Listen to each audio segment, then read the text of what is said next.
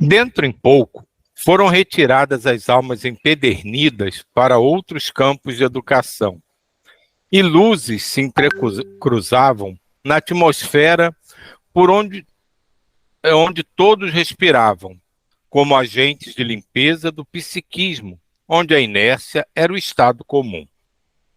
Francisco pediu que todos entrelaçassem as mãos num gesto de fraternidade e, ajuntando-se a eles, sentiu-se banhado por uma claridade diferente.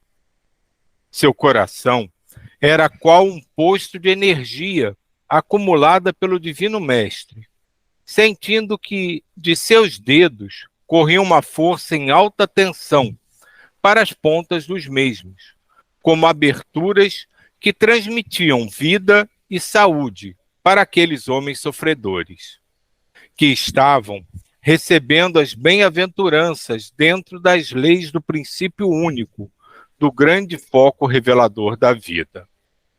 Sentiu no peito um clima de felicidade perfeita e uma voz a se expressar dentro do seu crânio, com uma força poderosa, a do Cristo, que somente ele poderia ter. Francisco, eis os filhos do Calvário. Ajusta-os no coração e apacenta as minhas ovelhas sofredoras e cansadas. Se queres me ver mais de perto, mais junto aos teus sofrimentos, não me procures em outro lugar, que não seja junto aos sofredores, aos perseguidos, aos injustiçados, aos famintos, aos nus, aos encarcerados. Eu sempre estou junto a eles, aliviando-os, porque esta é a minha grande alegria. São aspas aqui, Silvio. É primeiro lembrar que Francisco está junto com os rezanianos, né? E juntou todos em oração, né? E no começo ele falou, se Deus permitir, que assim os coloque na pauta da minha vida.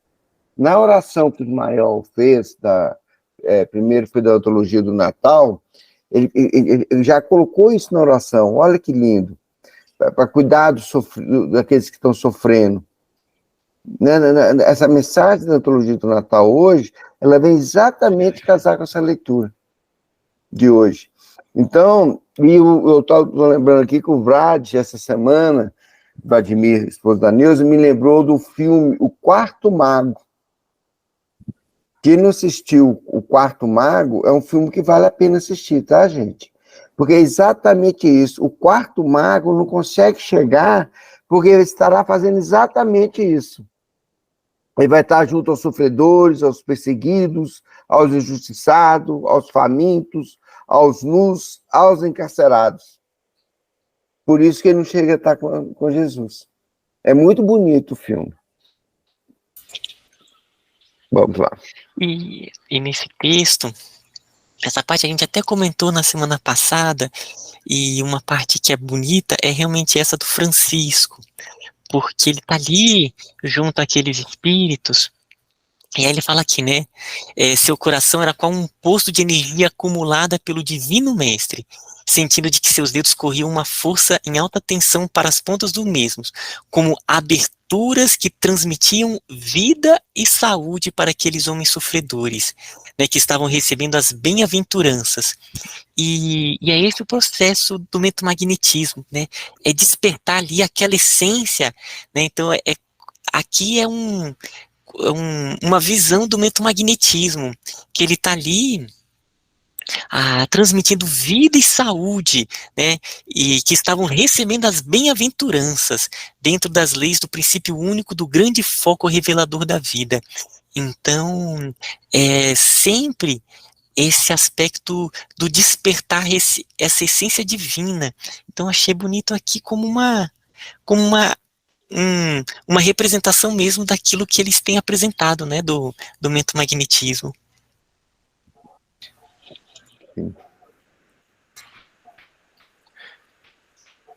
E Francisco, aos olhos espirituais, estava inundado de luzes, filtrando-as e derramando-as sobre os enfermos, de modo a visitar todos os seus mundos orgânicos, limpando as mazelas da carne e purificando igualmente os psiquismos doentes. Todos eles sentiram mãos invisíveis trabalhando em seus corpos enfermos, que, como por encanto, se refizeram em um abrir e fechar de olhos. Foram purificados os doentes. Uns gritavam de alegria, outros saíram correndo sem saber expressar a gratidão.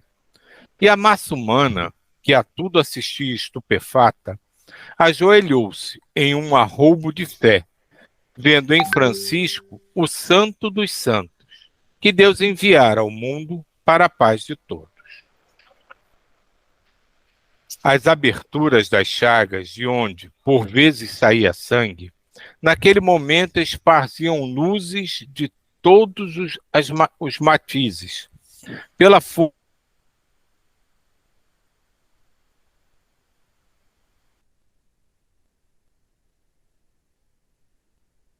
do Dias. Francisco sentiu vontade de ir. Você congelou e voltou. Com o passar dos dias, Francisco sentiu vontade de ir para Riete, e os seus companheiros de jornada evangélica o satisfizeram, levando com todo o cuidado que deve ser dispensado a uma alma que somente canta o amor. O povo daquela cidade o esperava com festas. As pessoas queriam vê-lo com as marcas do Cristo, pois era, por onde andava, o reflexo do Senhor. Francisco andava devagar e notava-se o seu cansaço. A vida lhe traçara um regime a cuja ordem não obedecera, na ânsia de ajudar ao próximo cada vez mais. Bastava sentir que alguém sofria para fazer todo esforço em seu favor, não medindo sacrifícios em se falando da dor alheia.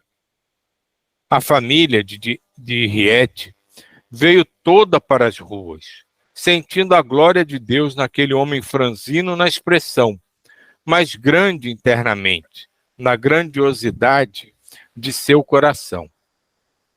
Parava aqui e ali para abençoar a multidão e em seus lábios riscava-se permanentemente um sorriso, denunciando a alegria dos sentimentos junto ao povo daquela cidade que pastoreava.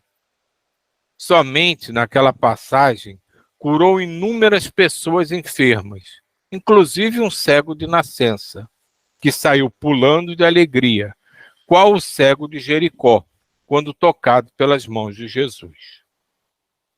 De Riete, Francisco seguiu para Cortona, onde sua saúde piorou. Já não podia andar mais e as pernas não obedeciam à sua vigorosa vontade. Hospedado em casa de um confrade, curou a sua filha paralítica. Na mesma residência era visitado por 3 cães, que vinham todos os dias lamber as suas chagas. E ele sentia com isso grande alívio, agradecendo a visita dos animais. Os pássaros não o esqueciam, e nas árvores e nos telhados das casas próximas cantavam anunciando o novo dia e por vezes entravam pela janela, indo pousar em seu peito, alegrando-o com seus estridentes cantos. Deixa eu só fazer um comentário nessa parte. Como Francisco, basicamente 1.200 anos depois de Jesus, ele veio trazer novamente o Cristo aqui para a Terra, para o plano físico, de uma maneira tão forte. E os estigmas é isso, é uma representação dessa unificação dele com Cristo, mas tal maneira que no plano físico ele se unificou também. Né? Então era o próprio Cristo, a própria representação do Cristo. E esse amor em tudo que olhava, por onde passava, a gente pode pensar também que o Cristo era assim. Né? Então Cristo é um amor que que não era de uma força tão imensa, né? Ele passando, ele conversando com as plantas, com os animais, com o vento, em tudo ele se conectava, em tudo ele era um plena unificação. Então, vendo Francisco aqui, é ver o próprio Cristo 1200 anos atrás, esse aspecto, sabe? Tamanha unificação de Francisco e Jesus.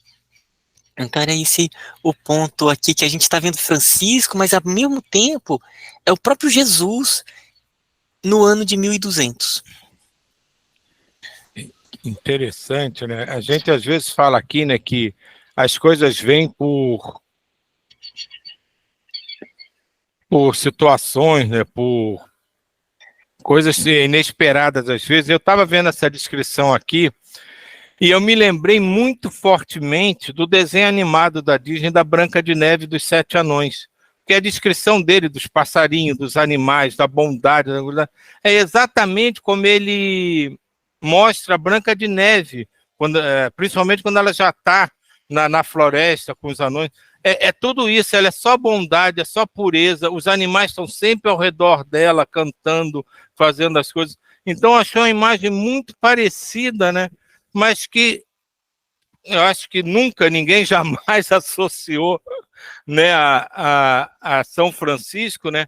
Mas você lendo agora a descrição aqui no livro e lembrando das imagens no desenho, é uma coisa muito parecida, né? Mostrando que a bondade, a pureza nos aproxima extremamente de todos e da própria natureza em si.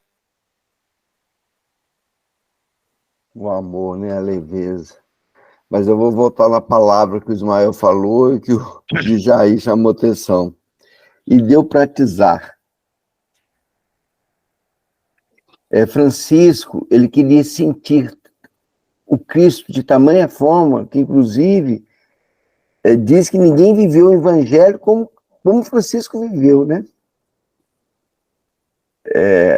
Ele pediu, né? Ele pediu ao Senhor, que ele queria sentir a dor dele.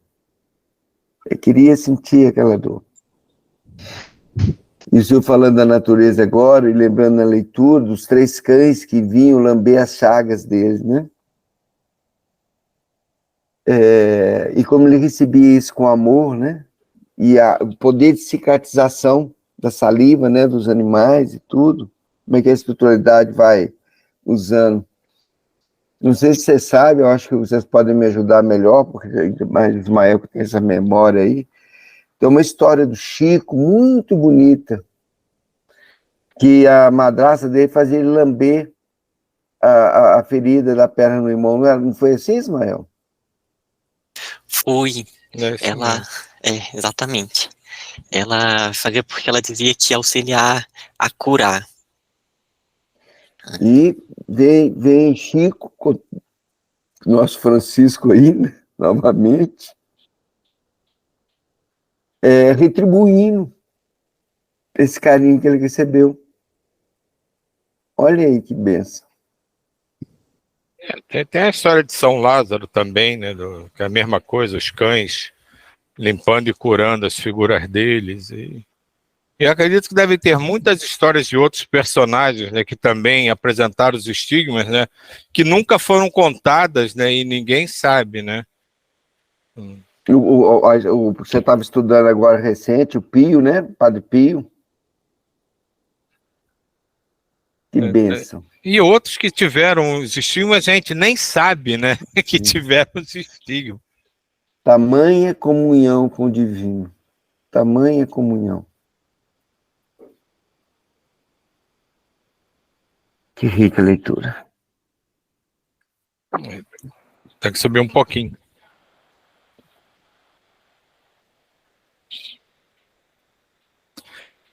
Olha que legal. A importância da dor. A dor tem sido um enigma na vida dos grandes santos. No entanto, o espiritualista bem informado conhece o porquê dessas coisas. Busca, acima de todos os fatos, as causas na profundidade dos acontecimentos. A dor é, por assim dizer, um estímulo para a luz. Ela transforma o bruto em anjo, dando-lhe novas capacidades para a vida. O místico, com a companhia da dor, ajuda mais e ama sem impedimentos. Por enquanto, o mundo e a humanidade não podem progredir sem ela. Mesmo os grandes mensageiros que descem à Terra necessitam da sua cooperação, cujos efeitos são diferenciados em dimensões várias. Aqui eu vou fazer só um parênteses, né? Quando ele diz que mesmo os grandes mensageiros precisam da dor, assim, a minha forma de ver não é que eles precisem propriamente da dor. Eles precisam passar por aquele momento de dor para que nós, ao redor deles, possamos ver a resignação, a resiliência, o amor, a determinação ao serviço assumido, tudo isso que ele demonstra mesmo na situação de dor. Porque muitos de nós, quando está na dificuldade, na dor, quer desistir, quer abandonar, quer modificar. Então, a persistência deles no trabalho, mesmo diante da dor, acho que é o grande ponto, porque eles vêm e muitas vezes são envolvidos em situações dolorosas de sofrimento, para que a gente aprenda pela exemplificação. Essa questão da dor, e eu a gente até já acho que já teve aqui uma reflexão também sobre isso, que é sobre a dor e o sofrimento. Então, o processo da dor, né, como o Silvio colocou, na própria situação da vida, as situações, ela acaba que acontece, é como um atrito nesse caminho da relação, no caminho evolutivo, mas o sofrimento, ele é uma escolha. Então a pessoa, ela escolhe como que ela vai reagir àqueles processos. Todo o caminho evolutivo, né, até seres aqui que vêm para cá, seres ascensionados já, seres iluminados, eles sempre evoluem mais, né, porque o processo da evolução ele nunca termina. Cada passo a mais, esse ir além, de certa forma, ele é um processo custoso, né? Custoso em que sentido? Ele necessita esforço, porque o dar o passo além, qualquer que seja o nível que está, é um processo que necessita esse sim interno. E esse custo, de certa forma, esse esforço, ele é é algo que vai como quase que como uma dor entre aspas, né, no sentido de que ele tem que ir além, ele tem que aprender, mas o sofrimento é a escolha mesmo, né? Então a pessoa, ela compreendendo que nesse caminho vai ter esse esforço, vai ter esses atritos do caminho, pode ser também definido como uma forma de dor, mas ela pode ver isso como o próprio processo do caminho evolutivo. Vamos para José Alves. Bom dia. Bom dia. Essa ideia, Ismael, a dor é inevitável, mas o sofrimento, né, você pode superar, definitivamente eu não consigo dissociar. Já me foi dito isso algumas outras vezes, por várias pessoas, o sofrimento é opcional, que faz como você está colocando aí, como se fosse uma escolha. Eu tenho muita dificuldade de compreender efetivamente essa distinção entre a dor e o sofrimento, sabe? É como se fosse, tá tão atrelada, tá tão conectado, e você colocou aí, né, usou palavras muito, muito simples, né? Sofrimento é uma escolha, né? Só se for uma escolha realmente de algo da sua sombra, eu não sei exatamente que escolha é essa, sofrer, né? Mas é algo que me chama atenção para eu poder aprender de como distinguir essas coisas, que para mim são muito intricadas, sabe? José Alves, essa ideia, né, parece que eu coloquei e eu consigo escolher, né, eu ainda tô como você nesse processo mesmo, da dor e do sofrimento atrelados. Um exemplo que a gente viu hoje aqui foi o do Francisco, com as chagas do Cristo. Ali tem uma parte que ele falava que ele sentia dor, era dor ali, mas era de uma força espiritual que irradiava uma luz, é algo que ele buscou se unificar tanto com Cristo que ele estava ali sentindo. Então, tocava, era uma dor profunda que ele sentia, né? Então, era dor, mas a gente percebia que ele estava em profundo estado de êxtase. Então, é uma ressignificação, o que não é fácil não, né, e que eu estou muito, muito longe, a gente está nesse caminho evolutivo, mas à medida que o caminho evolutivo acontece, cada vez mais isso é ressignificado como uma força evolutiva, mas é o caminho de milênios mesmo, é um caminho evolutivo,